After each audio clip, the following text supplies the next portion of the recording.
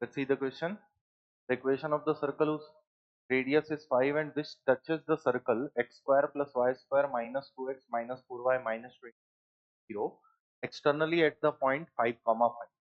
तो अगर हम कंसेप्ट की बात करें, यहाँ पे देखिए क्या लग रहा है, एक सर्कल जिसकी रेडियस तो नोन है और वो दूसरे सर्कल को एक्सटर्नली टच कर रहा है और टच करने वाला इनका पॉइंट भी दिया हुआ है। तो बेसिकली जो इसमें लगेगा पोजीशन ऑफ सर्कल्स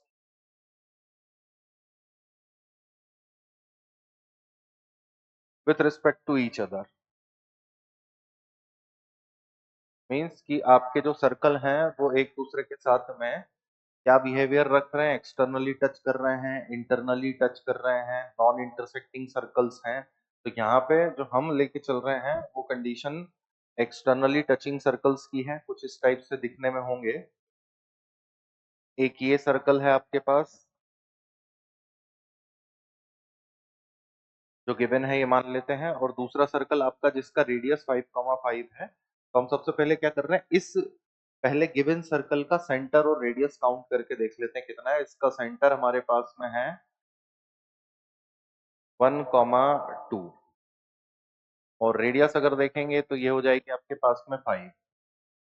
तो बेसिकली जो सर्कल गिवन है इसका सेंटर C1 मान लिया, 1,2 सेंटर है, रेडियस 5 है। दूसरा सर्कल भी सेम रेडियस का है और वो दोनों एक दूसरे को टच कर रहे हैं एट द पॉइंट 5,5। तो अगर मैं ऐसा मानता हूं कि ये दूसरा सर्कल है C2, ये इसे एक्सटर्नली टच कर रहा है और टच करने वाला पॉइंट जो है वो आपका 5,5 है। तो हमें इस सेकंड वाले C2 सर्कल की इक्वेशन रिक्वायर्ड है। इसका सेंटर मैंने सपोज कर लिया C2 है और C2 के कोऑर्डिनेट में मान लेता हूं अल्फा कॉमा बीटा। अब यहाँ पे देखिए ये भी 5 है, ये भी 5 है, इसका मतलब कि ये जो P वाला पॉइंट है वो C1 C2 लाइन को बाइसेक्ट कर रहा है। तो हम मिड पॉइंट फॉर्मूले को उठा लेते हैं अल्फा बीटा के कोऑर्डिनेट निकालने के लिए। P is the mid point of